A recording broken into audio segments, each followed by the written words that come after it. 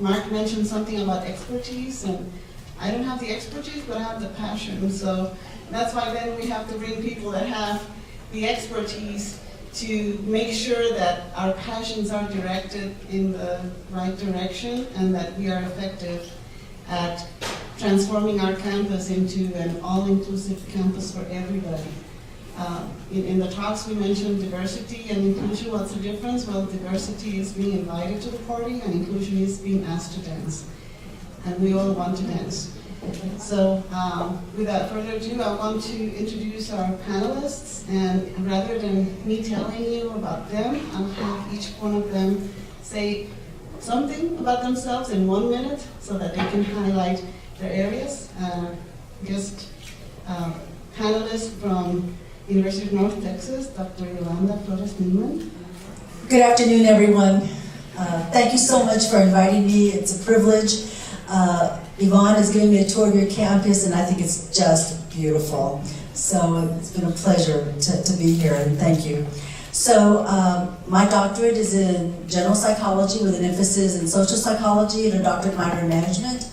I got my doctorate at the University of Houston. That was my first faculty position. From there, I went to Washington State University, where I achieved all the ranks, associate, full, and began my administrative career when they made me an ACE fellow.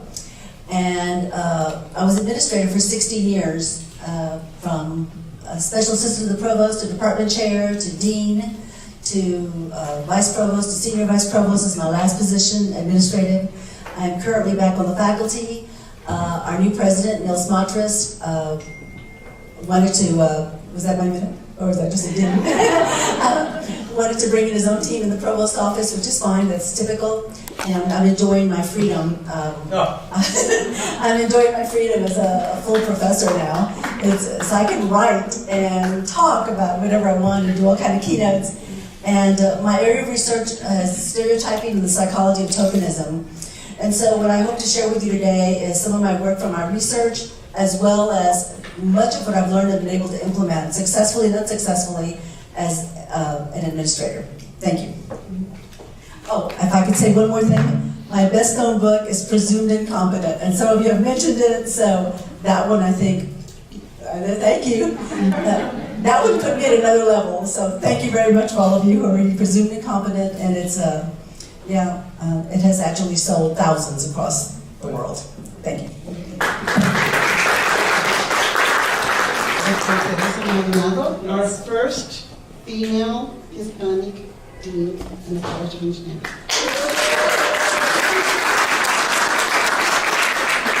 Good afternoon. I am proud to say I'm the new Dean of Engineering here at UTEP. I love this campus. I've been here 4.5 months. This is my fourth university, and yes, I can hold a job.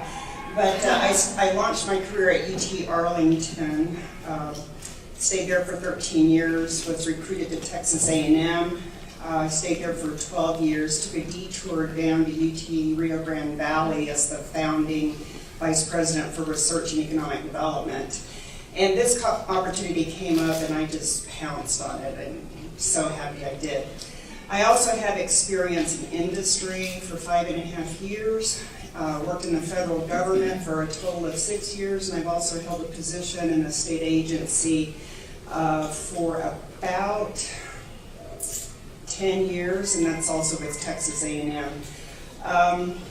So I have lived the experiences of being a woman of color in higher ed from the engineering perspective, so I'll touch on some of that. I also chaired a national committee, the Committee on Equal Opportunities in Science and Engineering, which reports to Congress through the National Science Foundation director. So I have that national experience in this space. Electrical engineering, I have 3 degrees from Georgia Tech. And when I finished my PhD in 1990, I was the statistic for someone like me, talking about Hispanics in aggregate, was 1% Latina at the PhD level. So you can imagine what went on my path to that point. Thank you.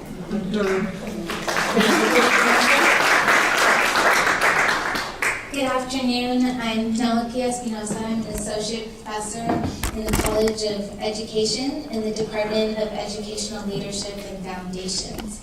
My degree is in social psychology from the University of Michigan, and there I started my research on implicit bias and discrimination. So I continue working on those issues, and I'm glad to have been invited to participate in this panel. Thank you. So, good afternoon, welcome, Irasema, Coronado. I want to thank you, Yvonne, for your leadership and for the center for organizing this. It's always, you guys put together great events, so congratulations. So I'm a professor in the Department of Political Science, and I'm going to focus on what I do for women and minorities. So several years ago, about maybe 10, 12 years ago, we started the Mama PhD group, which I'm going to tell you more about. I have written on Latinas in Texas politics and what inspires and what motivates and what are the variables that lead women to be successful in politics in the state of Texas. And I also have served at this university as Associate Dean and in the College of Liberal Arts and Associate Provost. And now I am a professor in my department, and I'm focusing on leadership, women's issues, and environmental policy. So, thank you. Well, thank you. Okay.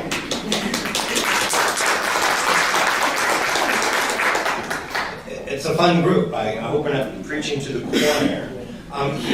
Here's what I'd like to do today. I have questions for each and every person. I want to make sure everyone has a chance. I talked with each and every one of them regarding what they wanted to say and what I was sort of hoping to get out of this. But I also encourage you to step forward with questions. I have a particular viewpoint. You might have particular questions. And if I have to, I'll interrupt to make sure everyone gets a chance to talk. So I'm not afraid to do that.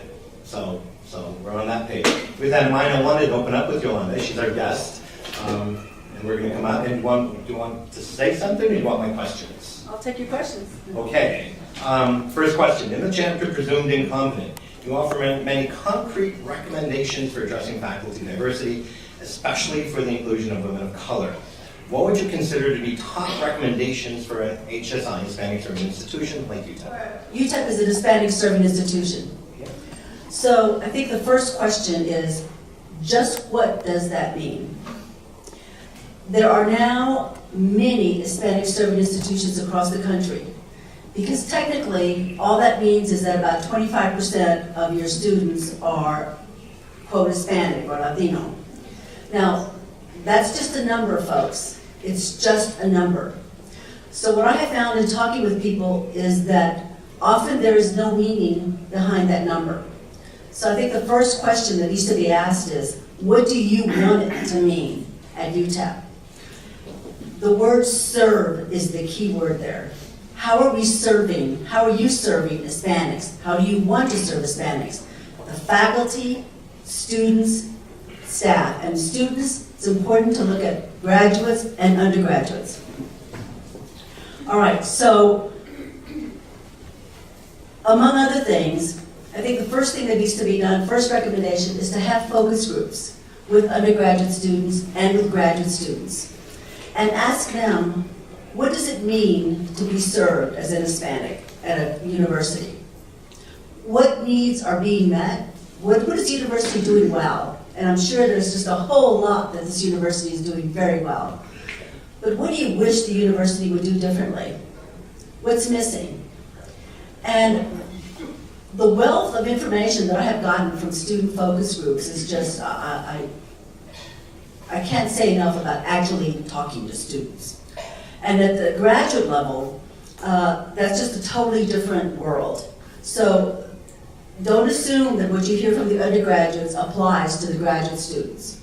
So in most institutions, and I think this one is the case, while you're an Hispanic serving institution, that really means at the undergraduate level. At UNT, where I am right now, we also have about 50% of our students we're now a minority serving institution. It's about 50% of our students are students of color. But again, it's just a number.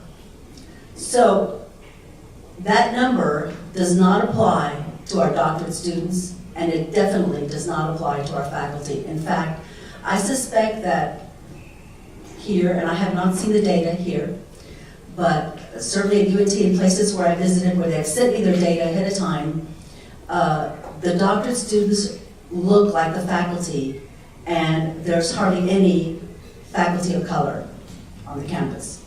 So to serve Hispanic students means to have faculty who look like them. Why is that important? Well, you know, you might think, well, gee, we're getting enough students. Obviously, most of our campus is Latino. What's the big deal? Well, the big deal comes along several dimensions. First of all, in terms of role models. So, do students see themselves in the field that they are studying? Do they actually see themselves in that field? Do they see themselves as possible successes? Do they see themselves as possible faculty? Our pipeline is very, very thin on the faculty in almost every single field. So to increase that pipeline, the students need to believe that they too can be an academician, they too can be an engineer, they too can run that company, that corporation. They need models to tell them that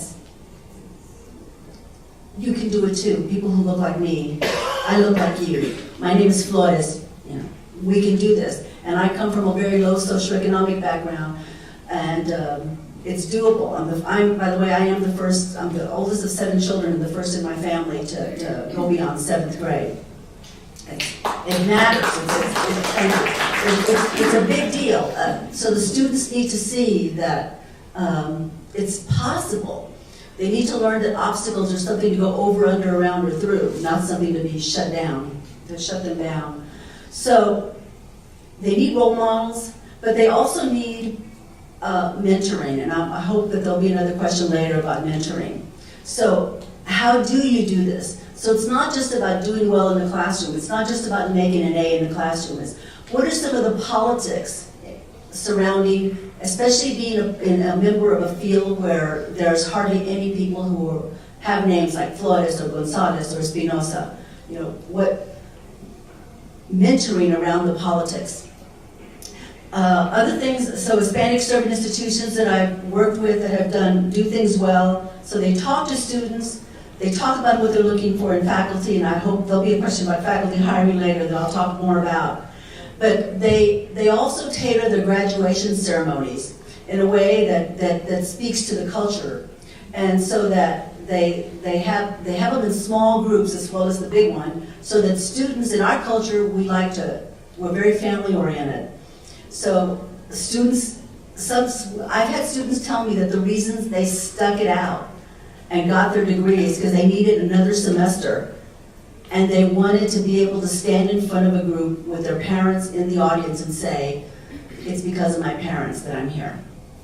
And that means a lot to the students. And in some cases, when I was in Washington State University, we actually had the parents come up and speak. So we had to do it in small groups. So that was meaningful to the students.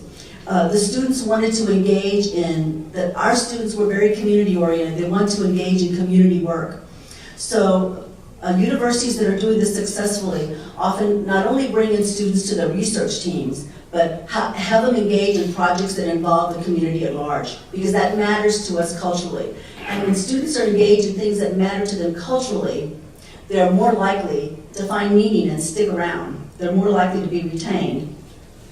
Hispanic serving institutions don't just look at, to serve Hispanics, because so many of us come from low socioeconomic status, means that we have to not just do a cookie cutter financial aid system, that we need to really look at how do we help students along the way, because a lot of scholarships are for first year, and once you get them in the first year, sometimes those scholarships disappear. So serving Hispanics means looking at those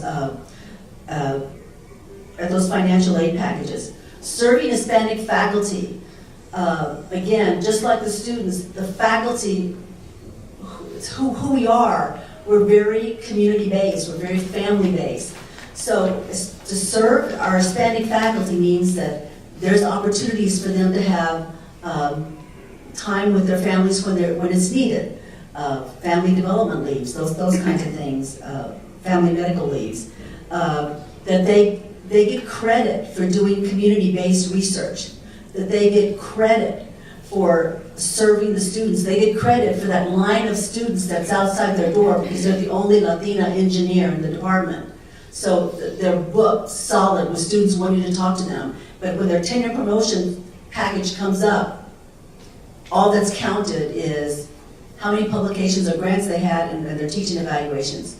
When in fact, service, our service means a great deal to us. So how do we make it matter? How do we make it matter in the course of tenure promotion, in the course of merit increases, and in possible promotions from one type of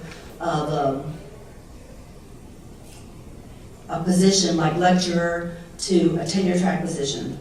Okay, one issue you point out in addressing faculty diversity is tokenism, one of my big issues. What is some advice for educating administrators on why tokenism is a problem, how to recognize when tokenism exists at the institution, and how to rid the institution of associated problems? Very good, my favorite topic. I once went to a conference and this group of graduate students, I have my name tag on, this group of graduate students came to me and said, you're the token, you're the token. Oh, okay. So I do study tokenism, it's because it's important. So the definition of tokenism is when 15% or fewer of members of your group are in the context. So, for instance, fewer than 15% Latinas or Latinos in a department or a college or university or all. So, what's the problem with that?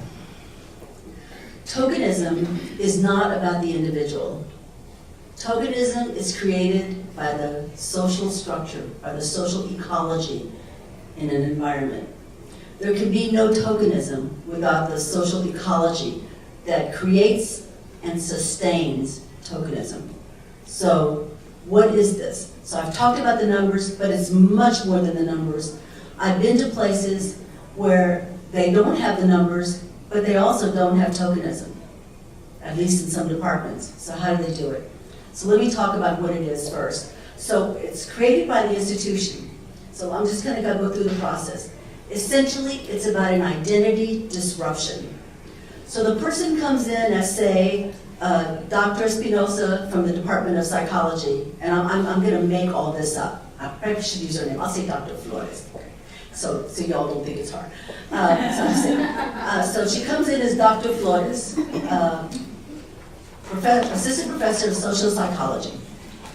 Now, she's the only Latina in her department, or maybe there's another one, maybe there's an African American, maybe there's somebody from India or something, but basically, she's it. Okay, so now the department chair goes to her and says, and let's say that Dr. Flores studies, let's say she's a clinical psychology, studies major depression. Okay, so now the department chair comes to Dr. Flores and says, we need you to teach the course on multicultural psychology. And Dr. Flores says, but I don't know anything about that. My area is major depression. I haven't got a clue. And the chair says, well, you're the closest thing we got to anybody who knows anything. So you have to teach this course.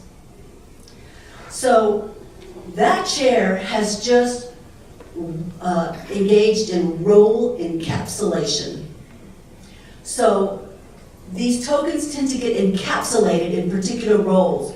And by the way, that story I just told, I changed the name. It actually happened.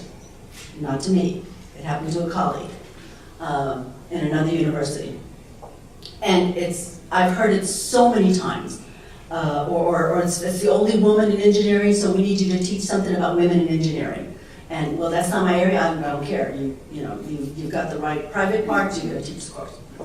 So, and really, it's that fundamental. It's ridiculous. So now, the role encapsulation means that you're putting roles. So you came in as Dr. Flores, professor of expert in clinical psychology. Now you have to take your energy and figure out how to teach a multicultural psychology course or a gender course. And it takes a lot of energy because that's not your area. It takes a lot of time and energy. So, and then you maybe, the department or let's say there's something on campus. The students are engaged in protest on campus. And let's say there's a Black Lives Matter protest. around Black Lives Matter. The president wants to shut it down. The president wants to calm it down. So the president brings the only African-American faculty on campus, or the only Latino, depending on what the issue is, they bring up the right color. And okay, say some good things to soothe this. This is what I want you to say. Here's the message. So again, they're encapsulated in a particular role. And every time this happens, every time, it takes time away from that person's identity as a clinical psychologist. As I came in as a professor, now I'm representing Latinos, now I'm shutting down, trying to smooth over things, I'm teaching courses I never thought of, and then the Better Business Bureau calls. And the Better Business Bureau is easy to talk about, Latinos in whatever your field, and because you're a good citizen, you go do that. And then the high school calls, and they say, oh, you're such a role model. We don't have anybody, we want you to aspire people to be psychologists or engineers or mathematicians. Come talk to our classes. And you do that because you're a good citizen. And you go to your department chair, the department says, yeah, that's good. It's good for our university. It helps build a brand. Yeah, we want that. Town-to-town relationships, all that. You do that, your identity is, as a clinical psychologist, is systematically eroded, disrupted.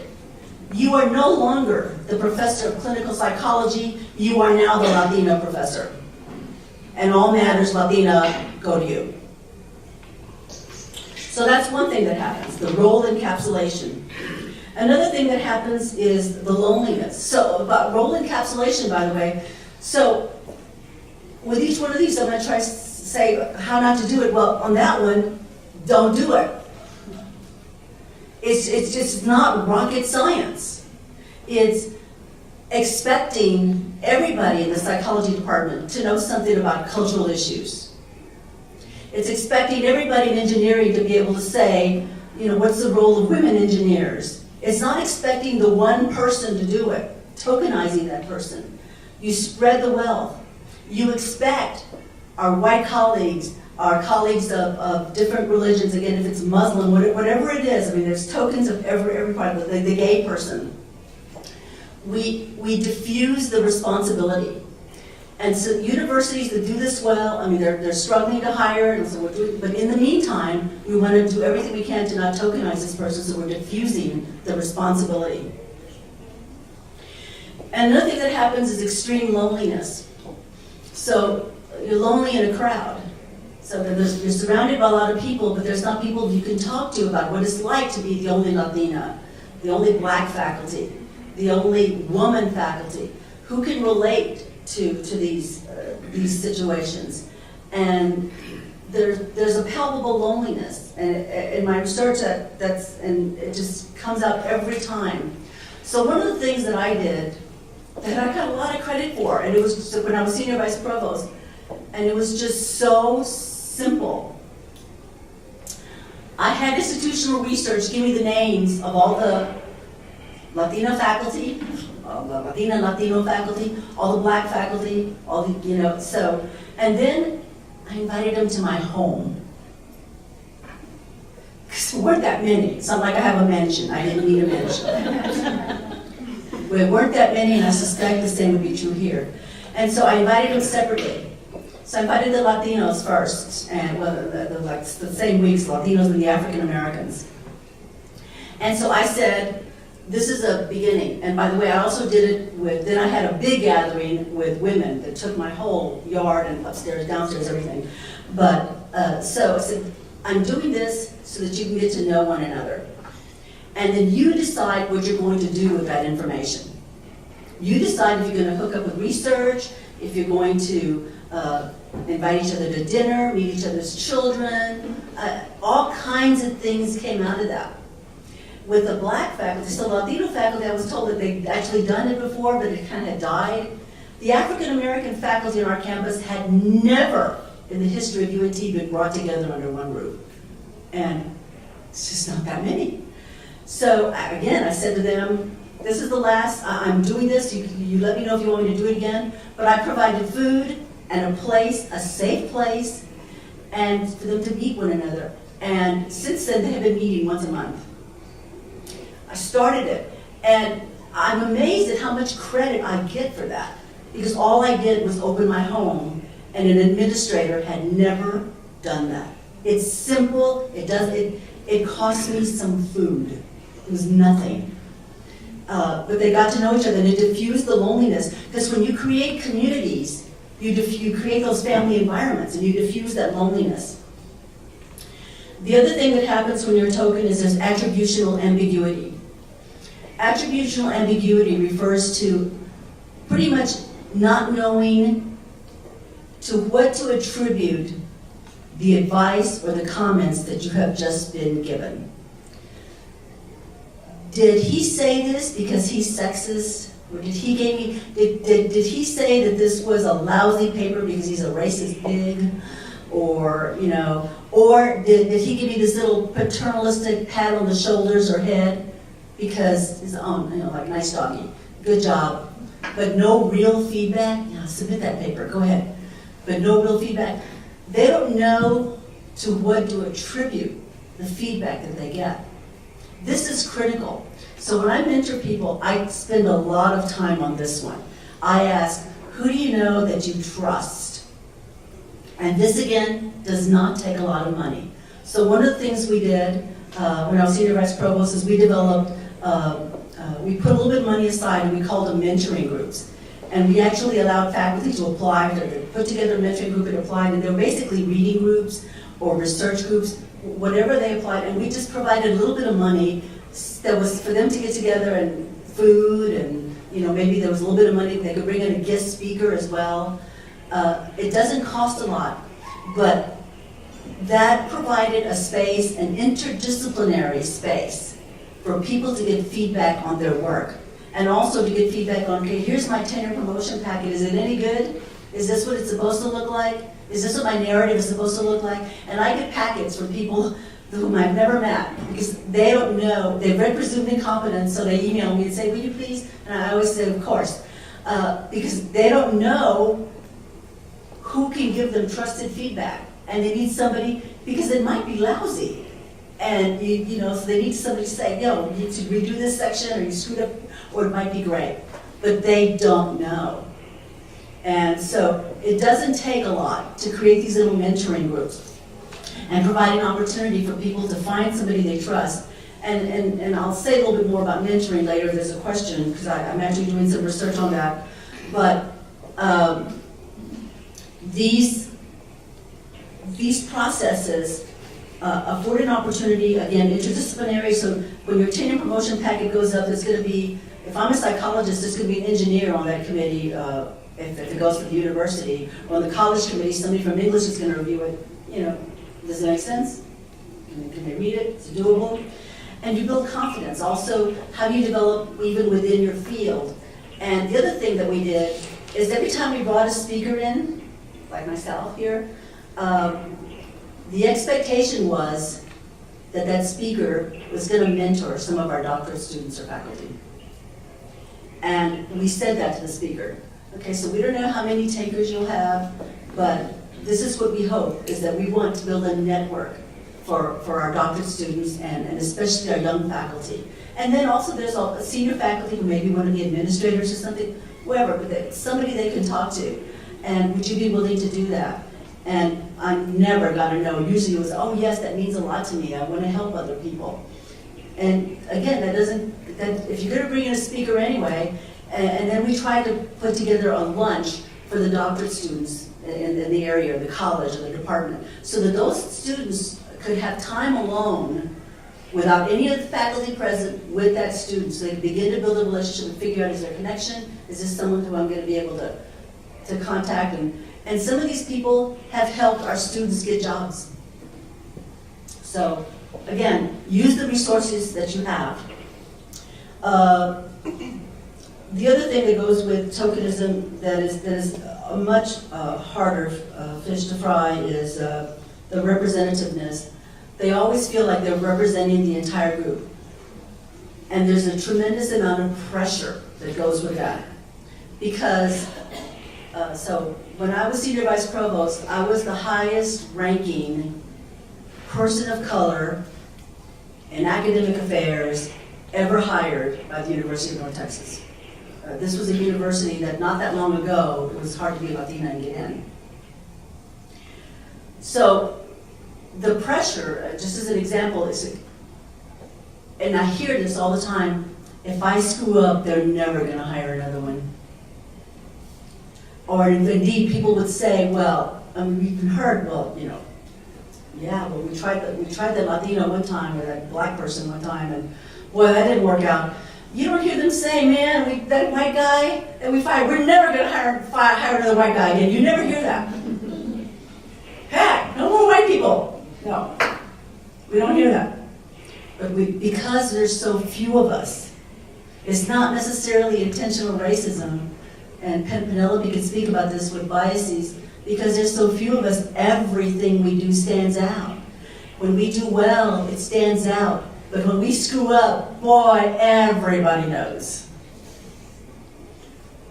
And it's not just Yolanda did it, it's those Mexican-American women, or Mexican-Americans, or Latinas, however, or people of color, they get broader. So, again, so tokenism is about the structure, it's about disrupting identities, but all of and I've touched on the major consequences, but all of these can be dealt with. These consequences can be diffused while you're working on building your numbers.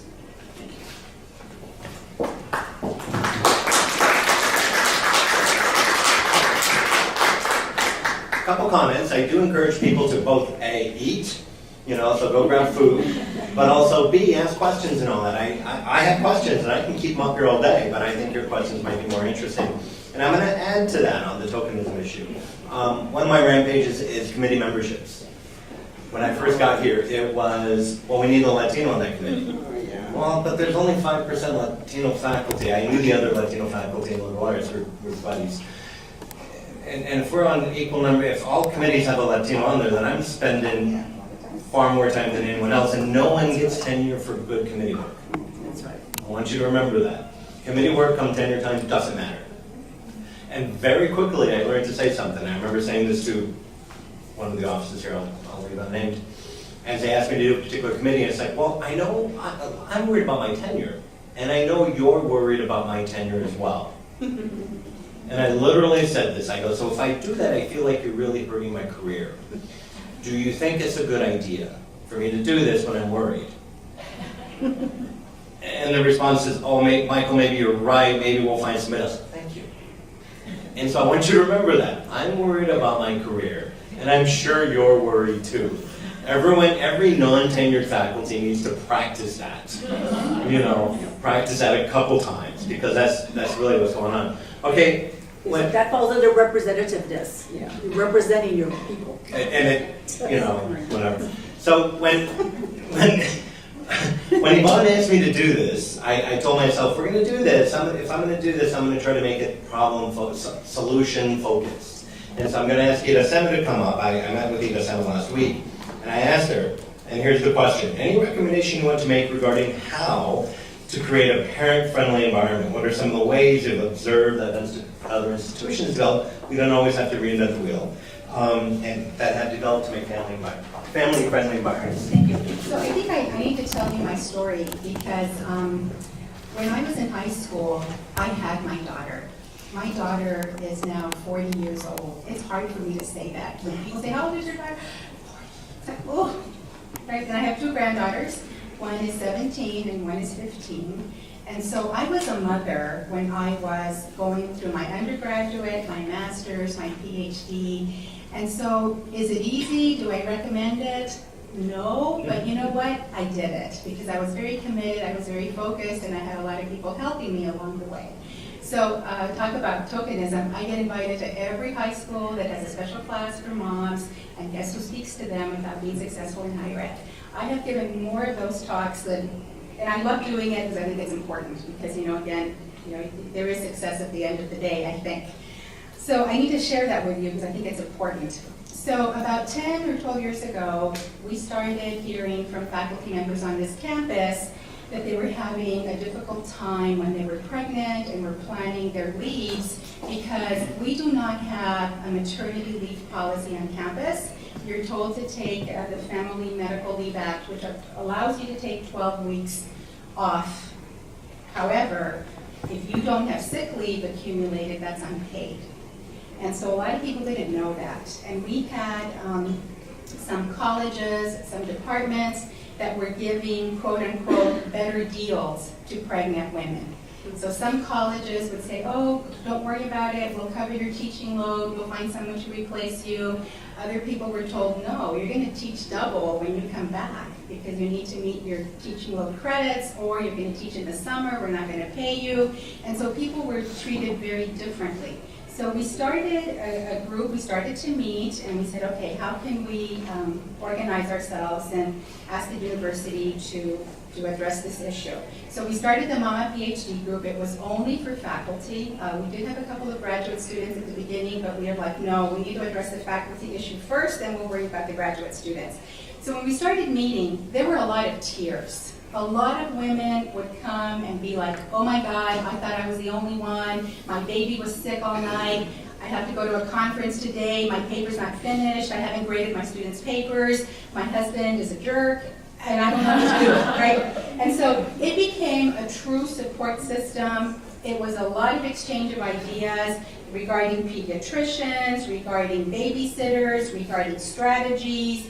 And so we learned a lot of things in that setting. And one thing we learned is that a lot of women never talked about the fact that they were mothers. They hid it from their colleagues, they hid it from their professional acquaintances, because somehow, once they know you have a child, they see you as less than committed to your academic career. And so we read a book titled Mama PhD, and it's called Mama PhD, Women Write About Motherhood and Academic Life. And so we compared stories with what some of these people were writing about. Some of the stories are sad. Some of the stories do not have a happy ending. A lot of women did not get tenure. A lot of people were made to feel very awkward because not only did they have one child, they decided to have a second child. And that's like, oh no, in academia we can handle one, but not 2 kids. And 3, oh my God, what's wrong with you? Are you a PhD or not, right?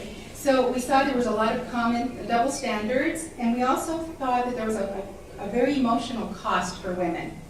And one theme that resonated everywhere is the guilt. If you're playing with your kids and you're spending the afternoon with them at the park, you feel guilty because you're not working on your journal article. If you're working on the journal article and you're not playing with your kids, you feel guilty because you're not playing with your kids. So guilt was common. And so how do we help assuage that? How do we help women negotiate that?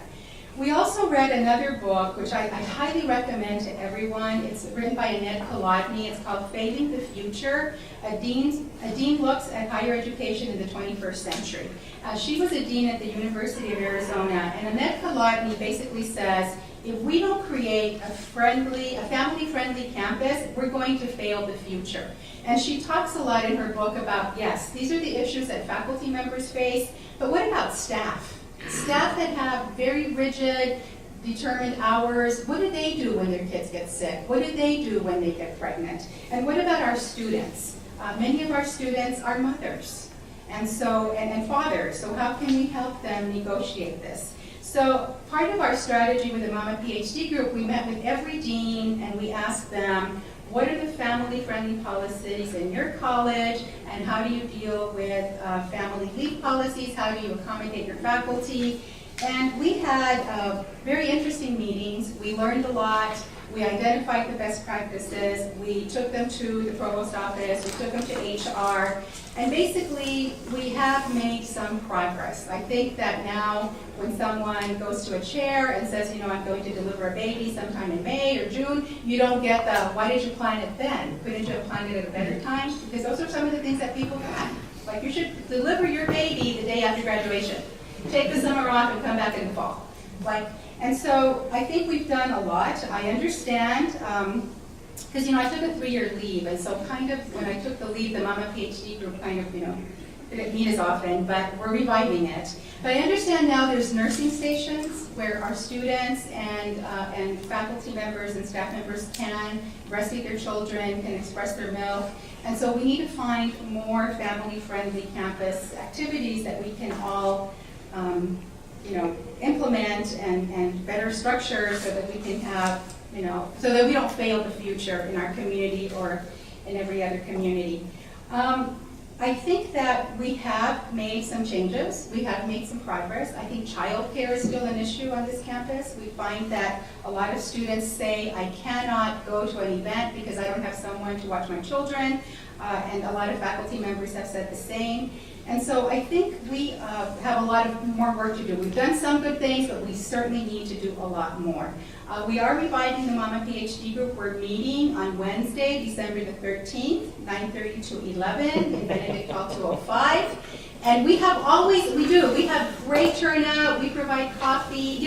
Food does a lot. It's amazing how you offer, bagels and coffee and people come. And so we hope that you can join us. And my new mantra is, take your work home and bring your family to work. It is okay. It is okay to do that. And I want to ask just collectively, no one here said they were moms. I think I'm the first one to say, I'm a mother, I'm a grandmother, right? But how many of you are moms? Dad, what? Okay, I was going to say that. Because, how many of you are dads? Yay, okay, congratulations, thank you for being here. So, we need to find a way to help each other to negotiate this, because one of the things that we do know, when we hire someone, it's a big investment, and if they don't get tenure, it's money down the drain. And so as an institution, you need to protect your investment. So I leave that message. And if you want more information on the PhD program, and the Mama PhD, Gina Nunez sent out the announcement. We'll put you on the list. And bring anyone you feel can benefit from this interaction, which is very positive. Thank you. So my question to Penelope, in addressing recommendations for improving faculty diversity in one important area to address obviously tenure and promotion, what are some of the biggest hurdles for women of color going through the tenure process? What should senior faculty and administrators consider in tenure evaluations for diverse faculty? So as Michael just said, I just emerged from the tenure review process successfully. And so while I could speak firsthand about my experiences and my challenges, instead I'm going to focus on what I feel more comfortable addressing, which is research as a social psychologist. And also because I'm a faculty member in educational leadership, I'm especially concerned about how these issues apply to our decision making as educational leaders and administrators. So there's a growing amount of research on diverse faculty and tenure and promotion, and some of this research has been funded by the National Science Foundation, Association for Women in Science, and other institutions. And accordingly, a lot of it has focused on faculty in STEM fields. A lot of the data from these studies are obtained from national level databases or from surveys at Research One institutions. And much of the data is disaggregated by gender, race, ethnicity, and academic discipline. So when I've taken a look at this research, there emerges two primary obstacles for women, and especially for women of color, in attaining tenure. So one of them is called, we'll refer to as invisible labor, and the second one is the baby penalty. So first off, invisible labor refers to work that actually Yolanda has already discussed to some extent, that either doesn't count toward tenure or is given relatively little credit in tenure reviews. And some have referred to it as academic housekeeping.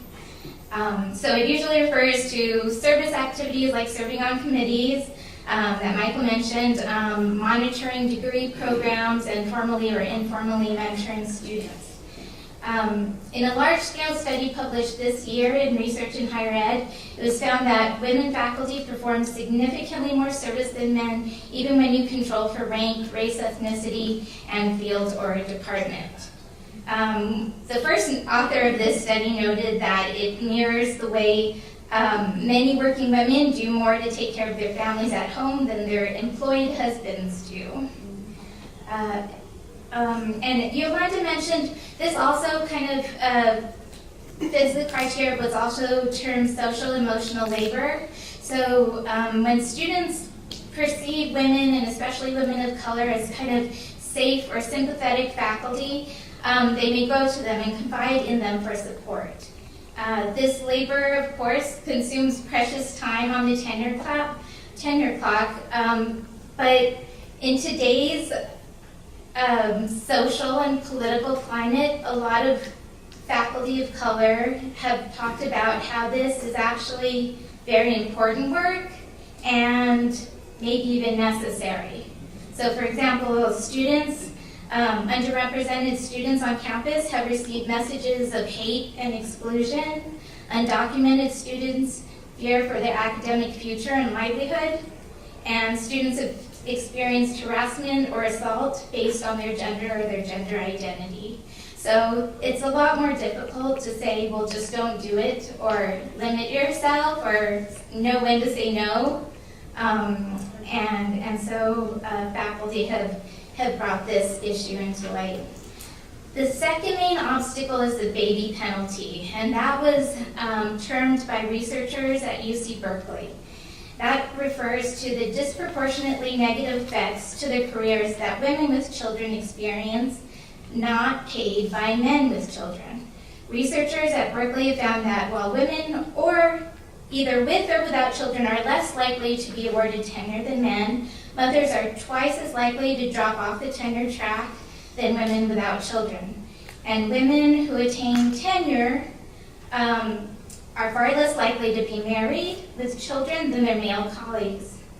Also for men, having children provides even a slight advantage in faculty career outcomes. Among tenured faculty, 70% of men are married with children compared to 44% of women. Female professors have higher divorce rates, lower marriage rates, and fewer children than their male colleagues do. Interestingly, in their large-scale studies, the Berkeley researchers found that men and women faculty retire at about the same age, but women have retirement salaries that are about 29% lower. Each child a woman has amounts to a reduction in pay, but children have no such effect on men's salaries. The researchers detailed their findings in a book called Do Babies Matter? Gender and Family in the Ivory Tower.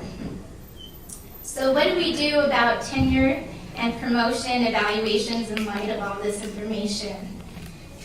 In an article in Science last year, researchers focused on creating a more inclusive academy. They concluded, quote, P&T policies as they currently stand are inflexible and are often reduced to mathematical formula of publications, external funding, and impact factors. This reductionist evaluation can hurt women faculty who, for example, are drawn to collaborative teams and interdisciplinary research. And again, Yolanda also touched on that issue as well.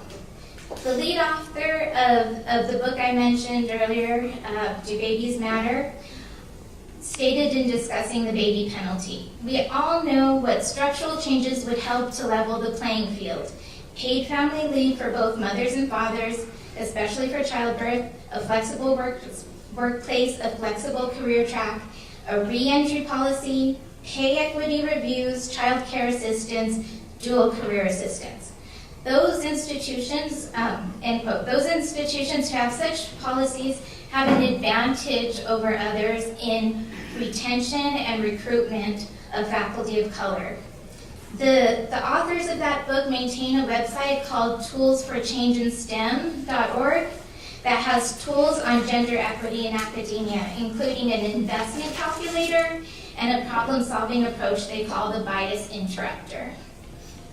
So if we know about these kinds of best practices, why do these problems persist? Mary Beth Gassman, a professor of higher ed at the University of Pennsylvania, made an eyebrow-raising statement last year at a higher ed forum. The reason we don't have more faculty of color among college faculty is that we don't want them. We simply don't want them. Thus, perhaps the biggest challenge for TNP is commitment on the part of the university. I'm gonna ask Dr. Maldonado next. Now, I have particular questions for her. And in particular, what are some of the easy things universities could be doing to facilitate a fully engaged faculty? How is UTEP working to make UTEP a better place for all faculty, et cetera? And then, but as we sat here, she goes, I want you to ask me also the who cares question. So like everyone else here, they came with their own answers to questions I didn't actually ask, but it's working out well. So I want to hear the who cares. Thank you very much, Michael and Yvonne. I'm really pleased to be here. First, I'd like to say that I've been around for a very long time in my profession, and we're still talking about the same thing. And I don't know about you, but it's like really, how do we change this conversation? And I'm really glad to see all the disciplines here. Also, all the comments made so far make me think about sustainability of activities. So before I get to that, I also, now that I've been at UTEP for 4.5 months, in a way, especially for those employees that have been here for a long time, and this happens at any other university, there is the likelihood that the perspective of what may be happening with these complicated issues may become local and not broader in scale. Also, what tends to happen is when people talk about Hispanics in particular, they discuss us in aggregate. We have Puerto Rican, we have Cuban, we have South Americans who are international technically, Mexican American, et cetera. So when you start disaggregating the data, you can start to see some ethnic tendencies that might be different in the conversation. NSF, we've challenged NSF, the National Science Foundation, about how they report data on Hispanics, and they have been adamant about disaggregating the data about us because it could identify people. I learned about 3 weeks ago that there are only 15 female Hispanic STEM faculty, or engineering faculty in the country, U.S.-born faculty, and I thought, really, that can't be, this includes in aggregate. So you, me, are two of them, and and I really struggled with that when I thought, oh my goodness, and this was at the SHIP conference about 2 or 3 weeks ago. It said there are only 15 U.S.-born Hispanic engineering faculty in the country. Now, I hate to tell you when I got my bachelor's degree, but this is not cool. So how do we change the conversation? And so I just want you to be aware that UTEP may be in a kind of in a cocoon and talking about these things. So it's just wonderful to have visitors like Yolanda come to the campus. Many of us have different experiences and professional experiences that we bring to the conversation, and we should voice them. So I just want to put that out there. I also, since I worked at the National Science Foundation for a total of 6 years, 4 years the last rotation, I can say that I also blame the federal agencies for continuing this dialogue. What they tend to fund by peer review are intervention type of activities, research experiences for undergraduates, where they say, we'd like to see a diversity of students, or the advanced program. If you look at advance and disaggregate the disciplines that have been supported by these institutional transformation programs, you will see that electrical engineering has not at all been impacted by advance. And so, and then when the grant is over, the PI leaves the university or goes and does something else, the activity tends to wane. And so the question is, how do we take intervention programs, which are supported by hundreds and millions of dollars every year by the federal, actually, that's just NSF. NSF, if you take all the programs at NSF, probably NSF invests over $800 million a year in intervention type of programs or related programs, and we're still having the same conversation. So as an engineer, I'm going, okay, what's up with that? So how do we reverse engineer the situation? So how do we impact instead institutional structures? And so I want to talk about that. And how do we do those in a sustainable manner? So to the question, what are some of the easy things universities could be doing to facilitate a fully engaged faculty? So what happens when we hire somebody? We put them through an orientation, and we might have one slide on HR and EEOC and say, you better be a good citizen, you know, because there are people that are different. And then that's it. And then department chairs come from the faculty ranks. Well, faculty know what? They know research. So now you plug them into the leadership role of a department, and what happens? Well, they tend to focus on the research still, and when it comes to human issues, they're very uncomfortable. Yeah. They don't know how to deal with it. And so what kind of orientation do we have for department heads? I would say goose egg, nil. And so there's that. And then what about PhD students that come to an engineering college? UTEP is unusual because the College of Engineering here has an interestingly large number of U.S. citizens in the PhD program in engineering. That's very unusual. Most colleges of engineering across the country are predominantly international, and these students come from all over the world, not just India and China. They come from everywhere, the Middle East, you name it. And so when you think about it, they're bringing their cultures to the same department.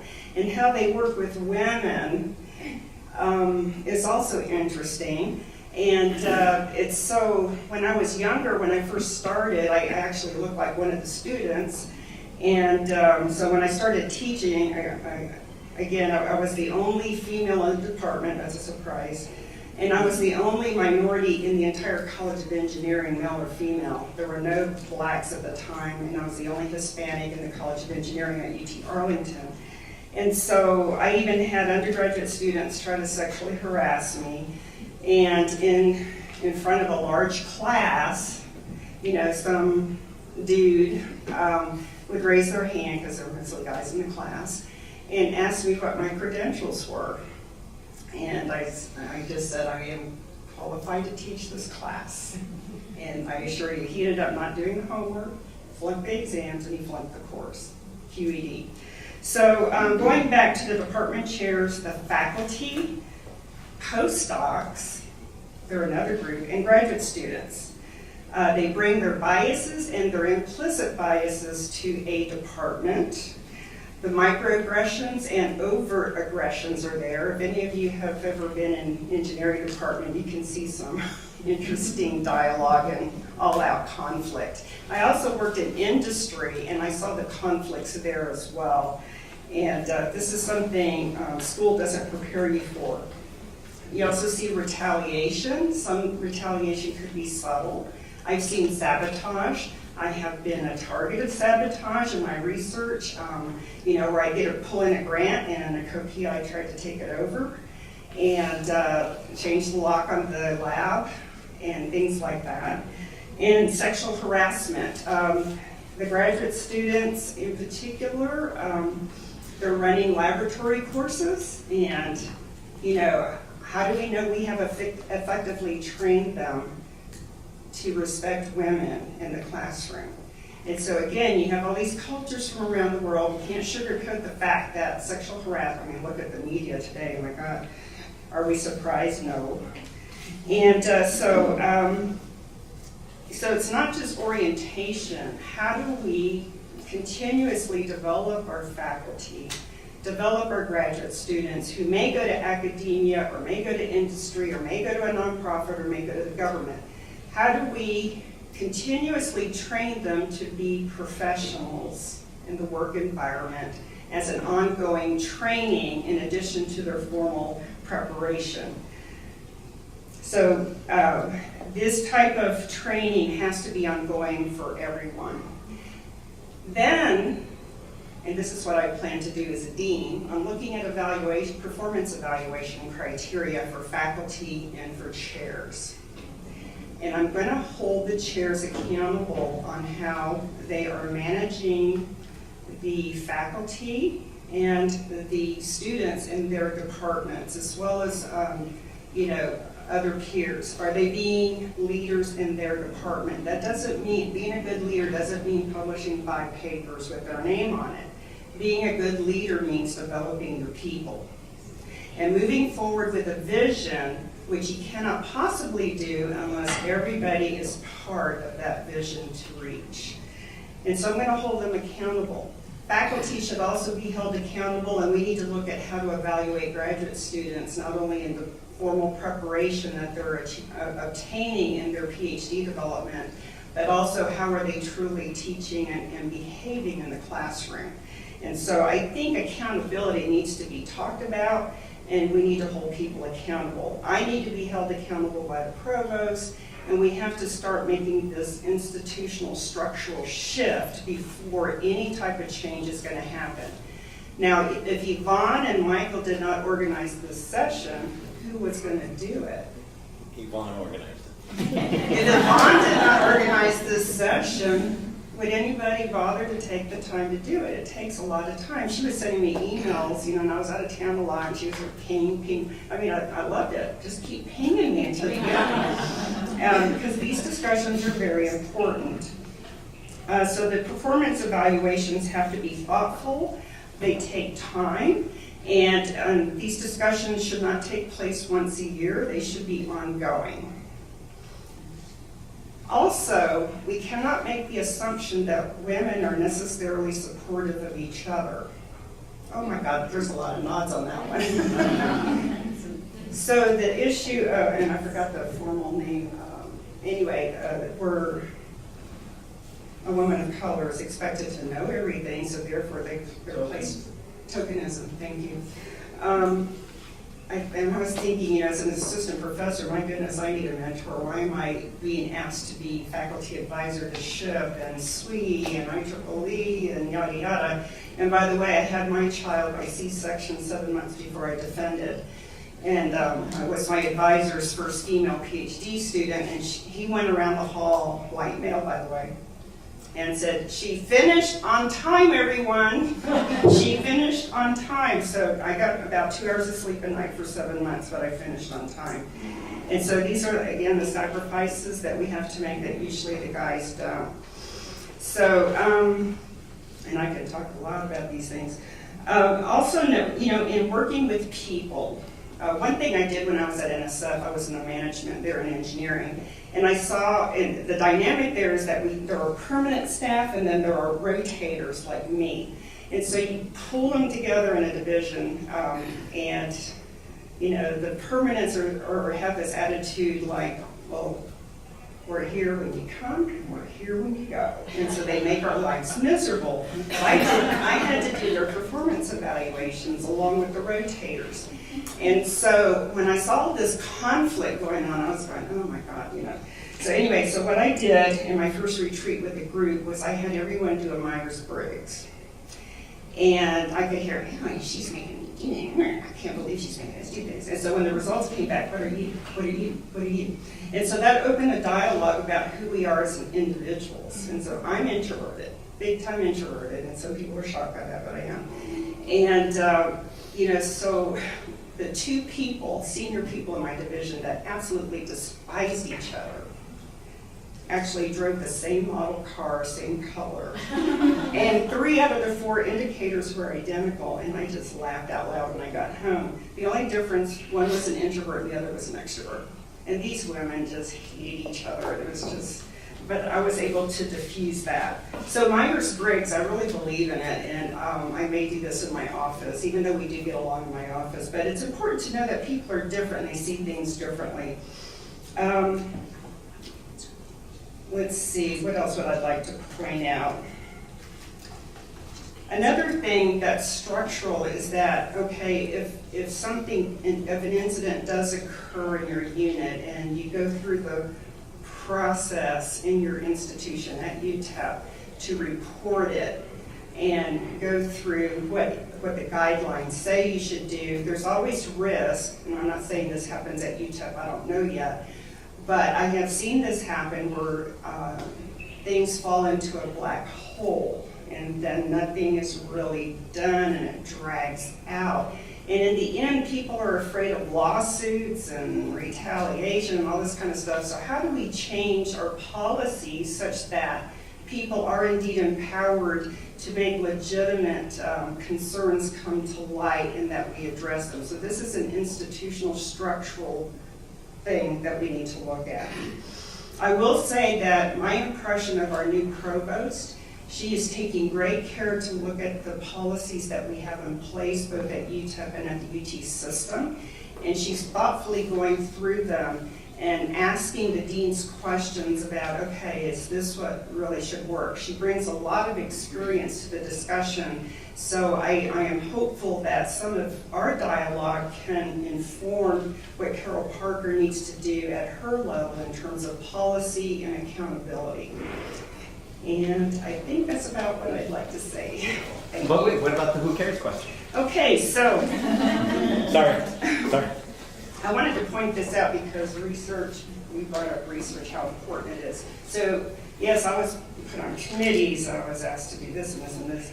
Finally, I got angry at my dean at the end of the third year, and I said, is this going to count for my tenure? And he goes, of course not. And so I turned, I started, again, I'm an introvert, so I started to get empowered by my anger. So, but the turning point for me was, I did get a first major grant in my first year as an assistant professor, and then I hit a dry spell because I was always pumping out proposals. You always have to stagger your money and not get a grant and then do your thing and not write anymore. You have to keep them in the queue. And so probably in my third year, assistant professor, the new associate dean for research in the College of Engineering just came from DARPA. He was a program manager there, about 6'5", and he just plops in my office without an appointment, which is cool because you can do that. And he goes, I've heard a lot about you, tell me what you do. And so I proceeded to tell him the work I was doing in my research. I thought, finally somebody's interested. But instead he crossed his arms and he said, who cares? And then he got up and left. And I thought, oh my God, I felt so naked. I thought, well, the peer review process seems to like me and stuff like that. And that's another thing. I was told that, oh, you just got that grant because you're female and Hispanic. And I could keep you here all day with my stories. But so that was the turning point in my career, though. I've always wanted to be, I own my identity of who I am. But in electrical engineering, I wanted to be recognized for my excellence in research and teaching. I got a teaching award in my first year, and I won it for the College of Engineering in my third year. I beat out everybody in teaching. So, but that conversation was a turning point. In every single proposal I wrote since then, I had the question, who is going to care about this idea? And so I spend more time on my project summary on a proposal than anything else. Of course, you have to do the other 15 pages, etc. But that project summary is going to knock it out of the park for you, where the reviewer is going to actually read the thing, or they're going to put it aside. I was not at a research one institution, UT Arlington. Back then, it's doing pretty well now, but back then, I didn't have a startup, yada, yada. And so, at NSF, the reviewers are, and there's also institutional bias on the peer review panels, as you know. So, okay, here I am, Hispanic female, 1990, from an institution that's not an R1. What are my chances? There's already all this baggage with my name and institution on the cover page. And so I just kept performing above and beyond expectations, or I tried to.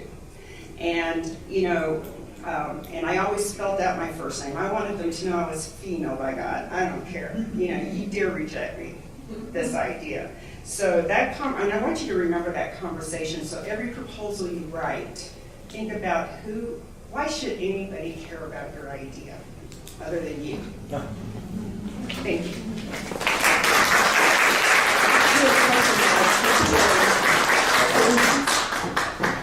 Okay. Yolanda tells me she has solutions she wants to hear, which is my next question anyway, so it's perfect. But then I'm going to open up for another question. Yes, I didn't want to take a lot of time because it's such a distinguished panel. But okay, but there's a couple things that I want to say that I've done that made a difference. So I give them to you. One of the things that I did when I was senior vice provost, so when I started, the women were flocking to my office and telling me there was a problem with climate at UNT for women. But I couldn't find any data to back it up. So, you have an institutional research unit.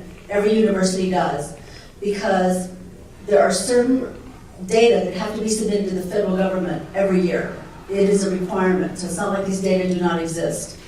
So I put together, and also there happened to be an incident on campus that really angered the women, and I won't go into that because I don't have time. But I took that opportunity to say, okay, let's do this. I put together what I called an opportunity analysis committee. I was going to call it equal opportunity, but the lawyer had a hissy fit, so I called it opportunity analysis. I asked each dean to give me the names of well-respected, very well-respected faculty who could be part of a committee that I was going to put together to analyze the data on faculty issues on campus. They gave me names. I interviewed them all. I selected 4 or 5, and I made one of them the chair, and it cost me a course reduction. So I met with institutional research, so you have to have, your provost is going to need to go along with this, but there is no reason for you to not get this data. I want to emphasize there's no reason. And I engaged the faculty senate. I said, I need you to back me up. Faculty senate committee on the status of women, faculty committee on the people of color. But basically, I had faculty support because the faculty wanted to know, especially the women. So these are the data that I collected. I collected, and I did this by department and by college. Salaries, by gender, by race.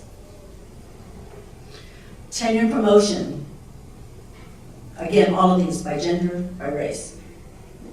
Workload. Hiring, who gets in, how many get interviewed? And then the faculty wanted me to collect data on service, but I could not come up with a way to quantify that. So I'll talk about that. So here's what we found. Salaries were significantly inequitable between men and women, with men having higher salaries. The majority of the courses and semester credit hours were being taught by women. So even when men had courses, they had fewer people in them. So workload, tenure promotion. So we were pretty good with tenure promotion in terms of equity, but we were not keeping them. So I didn't mention them, we did retention. How many years do people stay? Women left sooner than men, and if they were people of color, much sooner than white people. So, to his credit, so I conducted this actually under one administration, then we got a new president. And first thing I did, presented these data. Because he also fired the provost, so we didn't have a provost either. So, to his credit, in the following year, when there was money for merit increases, he dedicated a significant, because the data were so out there, he dedicated a significant percentage of that year's merit increase to reducing the salary inequities. And he had to do it 2 years in a row. And the salary inequities were mostly gender, not as much people of color. People of color were retention, that was huge. So he dedicated that. I give him a lot of credit for having done that. So we still have to work on the workload. So we have a brand new provost now, and I'm hoping that she will take on the workload, because it is still the case that women teach the greatest number of courses and semester credit hours. So we still need to do service recognition. So I also put together a committee to look at our tenure promotion policy and all aspects of it, because we were not very transparent. So we put together a policy that made everything transparent at every single level. And when people were supposed to get letters, how many days afterwards, you can't do it beyond this day. It was very concrete. That was very successful. The thing that was not as successful was talking about service, because the women on my campus really wanted, and I'm talking in general because I'm sure there's women who did not agree, but generally speaking, the women really wanted service to count toward tenure promotion. And there are some universities where that is already happening. And I was not able to make that happen because the committee we put together, they had a recommendation, and I vetted everything. I mean, everything had to be vetted because this is about the faculty. But that one, there was just, couldn't get that one to pass, so we still have work to do on that. The other thing that I was not able to measure, and I encourage you to measure, was the startup funds. So it turns out that men were getting a lot more startup funds than women. And again, I'm not just picking on UNT because I've worked with other universities, and other universities have had lawsuits filed. MIT had a major lawsuit against them, the gender issues. So I encourage you to get these data. You have to have data as a starting point. And again, this UTEP is a public state of Texas institution, just like UNT, just like University of Texas. These data are supposed to be transparent. So our salaries are not secret, as you know, because we work for the state. None of these data are secret. None of these data are secret. None of these data are secret. Get the data. Because when you get the data, you say, here, do something. And then I want to say a little bit about faculty hiring. So I did this as dean, and then I was starting to do it before senior vice provost, but didn't get around to it. But so most universities have what I call, when they're hiring faculty, they have the post and pray method. The post and pray method goes something like this. We have a job description, we have a form a committee, and then we post our job description in the Chronicle of Higher Education, and we pray that we get good candidates. We hope, whatever, the universe is going to bring us good candidates. That's the post and pray method. Universities that do that well do intentional hiring. They don't do post and pray. So what is intentional hiring? So I did this when I was dean and made a huge difference. And for just a couple of years, I mean, it just mattered. So do all that same stuff. But now we pick up the telephone and we call people we know. We call chairs. And this isn't just to get people of color, it isn't just to get women, it's to get the best neuroscientists, it's to get the best physicists. Whatever you want to hire, you want lots of people in the pool. So you pick up the phone, who do you know? Who's coming up? Who's graduating? Who's unhappy? That fits your criteria. And then you tell them all the reasons why your campus would be great for them. And none of this is hiring practices. All of this is legit because you're targeting a position description.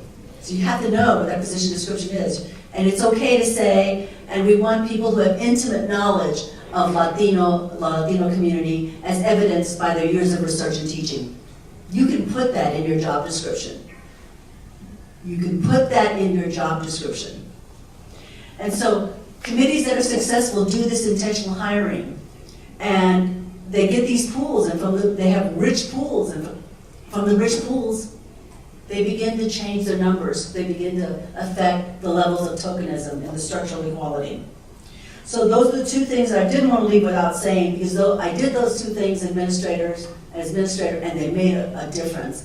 So to this day, that equal opportunity analysis report, and I sent it to every faculty member. Here it is. First sent to the faculty senate. I asked the faculty senate to send it to everybody. The faculty senate sent it to everybody. And it is still on our faculty senate website. You can find it. And so to this day, we go, this is now 3 years old, okay, now we have this, and now we haven't done that, workload, startup funds, we figure out service, so data. Now, the other thing that I did on the Mommy PhD, when I was department chair, I had a lot of young faculty. And interestingly, the department meetings had always been held like at either 8 o'clock in the morning or 4 o'clock in the afternoon, when it is really hard if you're a parent. Because you have to drop kids off, you have to pick kids up. So I polled the faculty, and I picked the department meeting time for the majority of the faculty. And some of the faculty didn't like it, but so if it was, whatever it was, I mean, anyway. So you have to do your mandatory department meetings at a time that are actually reasonable for the majority of the faculty. And, okay, so then I want to say, going back to the tokenism and why it matters. So these people tend not to get tenure, and that was expressed. Because the other thing, so department chairs, I implore you, and deans, don't compare these people who have done all this service work to the faculty members sitting next to them who have spent all their time with the door closed doing research. It is not an equitable comparison. So understand the difference between equality and equity. I talk about that a lot. There's a huge difference between equality and equity, and you got to figure out what equity means in your department. And finally, I'll just leave you with, well, two things. First of all, if you want to know, I have produced a microaggressions in the classroom video. It's called Microaggressions in the Classroom. I put it on YouTube. I made it free. It's about 18 minutes. I recommend it. It's free. You can show it to your classes. And finally, I was invited to the White House in October 2016, right before, Obama was still president. And it was a wonderful experience. But one of the things I talked about, when I'm preparing, I said, I pulled up all the data. And by the way, NCES, the National Center for Education Statistics, that's another place that you can pull up a lot of data. It's free. They have all the data on education. Plus, then you have to get your institution. But I looked at the numbers of Latino faculty. So imagine a gallon of milk, or a gallon of tea, or a gallon of whatever, a gallon of liquid. Visualize a gallon, please. Visualize a gallon. In that gallon, the gallon is all the faculty in the United States of America. Latinos make up 1/4 cup in that gallon. Thank you. Gender issues. I have more questions, but I'd really rather open it up. Who are this? I want to thank everyone for all the great conversation we're having here. And I'd like to address something that Dr. Maldonado said at the very beginning. She's been hearing the same conversation for I don't know how many years. So in my head, I started making an analogy. When you've been married for a long time to an individual that may be wonderful but has problems, all of the therapists tell you, you can't change them. You need to change yourself.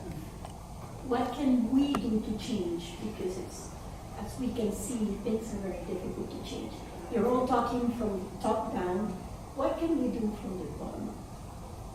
That's a great point. And actually, some of my peers already know about me. I have a tremendous sense of humor and thick skin. And so I don't give another person the power to try to make me feel bad or maybe unintentionally make me feel bad. Because I agree with you. I think most people try to be good people, but they just bring their perception of the world, perspective of the world to the culture of the department. And it's really but over time I realized, some attacks may come across, and I will use the word attack. I've been attacked. Seem personal, but it's really their problem, not mine. They're trying to make it mine, but it's really theirs. And so I don't give people the power to make me feel bad. And so in talking to students and others, and even coworkers, because some people are sensitive on the Myers-Briggs, right? They're F's, feelers. Don't give people the power to make them feel bad. To make you feel bad. So that's what I've learned how to do over time, and it works. So, but you're right, you're not going to change them, so how can you look in the mirror and readjust? So if I could add to that, I think you'd be amazed at how much power you have that you don't use. So when I was dean and senior vice provost, those faculty that came to me, and especially if they came to me in numbers, and students who come to me in numbers with a problem, they got heard. I mean, not every administrator is going to do that, but you got enough numbers. Numbers matter. So I always tell students and faculty is you're not using your power.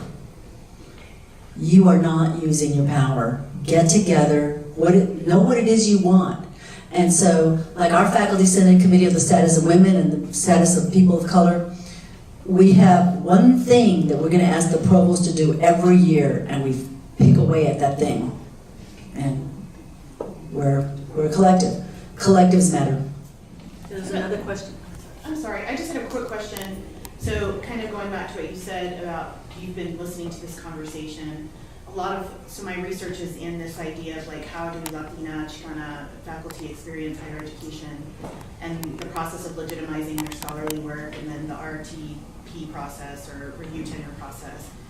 And it's interesting to me that, like reading back to Boyer's work, that everybody has said that the RTP process is outdated, it highlights the wrong thing, that if we're really here, like why do we do this if we are doing this for students, right? Because ultimately we would hope that that's why we're here. Then why wouldn't teaching be central to that process, number one, and then community, number two? And so what I see continuously is this discussion about changing the RTP process, but no traction. And so I didn't know if Mark was still in the room or, because I know Mark used to be the Faculty Senate president, and I wonder, like, I do believe that Faculty Senate can make those changes. And I find that if we're all agreeing that it's an outdated policy, which doesn't really dictate whether or not you're a good faculty member, why do we keep perpetuating it? So I just wanted to hear your thoughts on it.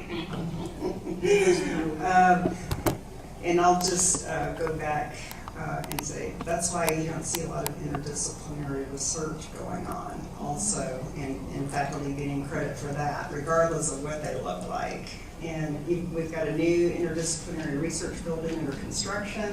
So the big question is who gets to go in there. I dealt with this at Texas A&M. It is a war, and from the national perspective, NSF tries to fund interdisciplinary research, but when you pull back the covers, the faculty just get a piece of the pie, and they go off and do their part, and then they do the annual report. So it's a critical issue, and you look like you're just... Well, yeah, because the reason for that has to do with the brand. So you're an administrator, your job is to promote the brand. And in the United States right now, the brand is associated with how many research dollars you get and how many publications you have. So U.S. News and World Report. The U.S. News and World Report brand. So the brand is built on what are the students' GRE and SAT scores. I recommend to you the website fairtest.org. Lots of data there that shows basically why the SAT is almost meaningless. We use it because World News, whatever that magazine is, reports it, and it's a prestige thing. Is who can claim the most? But by the way, what I learned as an administrator is that prestige is associated with money. In this way, not only the prestige of the university, but so here's where. It's because they don't want us. So the connection between the SAT scores, the biggest correlation is socioeconomic status. So universities want kids who have money so that they can be, their parents can pay, and that they can then be donors. And so that... So the gap is getting like this. Yes. That has a lot to do with why we pretend that the SAT matters and U.S. News and World Report matters, and this institution is trying to become a Research One university. Why? Because that's supposed to be elite, and that's supposed to mean that we bring in the best students and have the best education. So it's PR, but it's also money. And I don't think it's relevant for 21st century. And if you listen, many things that led me to apply here. And one of them is Dr. Natalicio clearly stating that higher ed is distracted with status and not about developing our students. And you know, if you really step back, higher ed is in chaos.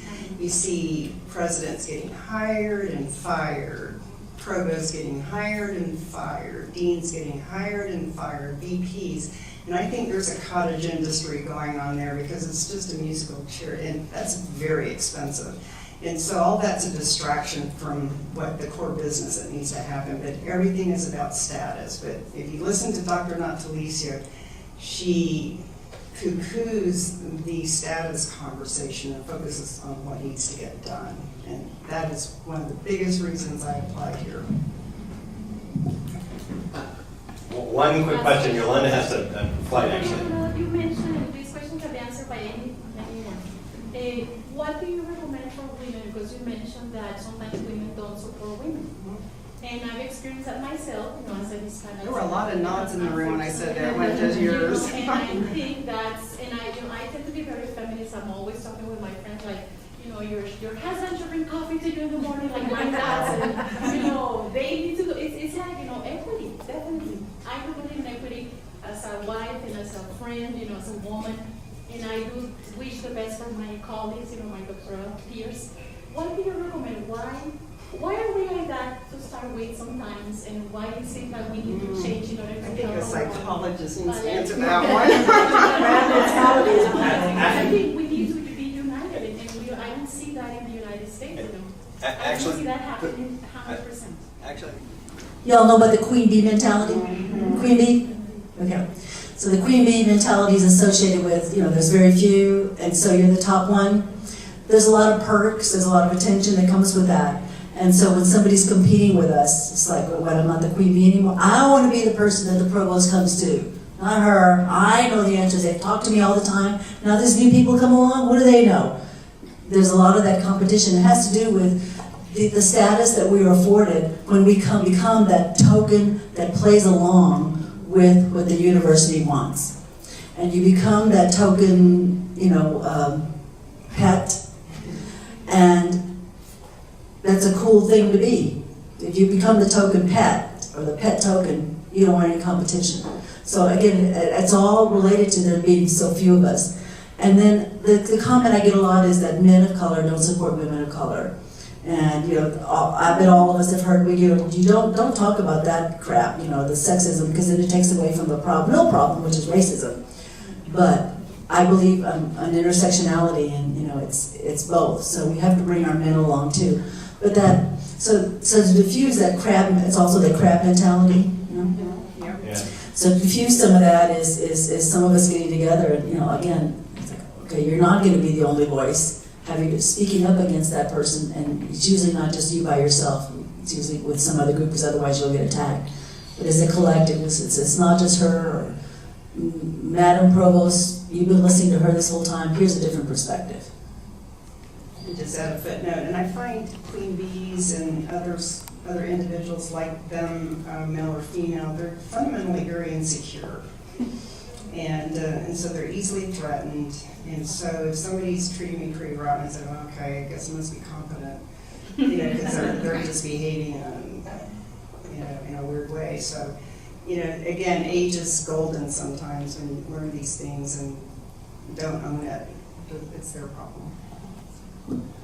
But it matters when the provost and president are listening to only one person. That's true. It matters, so that's why the other people have to speak up and say, wait a minute, that's just their voice, Yeah, the rest of us. that's true. I have felt very welcomed by many people outside of engineering, so thank you for that. It's really a terrific campus. It's not perfect, it's higher ed after all, but thank you for that. I want to end with some thank yous again. Mark Cox, thank you for You have to leave. Yeah, totally. Yvonne, though, you're the driver of this office. Thank you all for being here. And, you know, we're going to have more of these, and the motto is going to be one, but bring one. So my challenge to you next time is for our next gathering where we'll discuss diversity and inclusion issues, come, but bring someone else. So we're not preaching to the choir. So before you do that, before you have that next conference, I encourage all of you to think about like three things. 3 things that you heard today. You say, we can do that.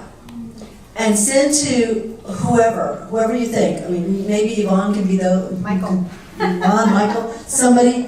3 things, because what usually happens is you hear these things and everybody goes about their way. So I encourage all of you to put 3 things that I hear that I think we can do, and then do it. Figure it out, and then figure out how to do it. And then for the next workshop, what are the 3 things? Because that's how you begin to affect change. Ripple effect. Thank you all.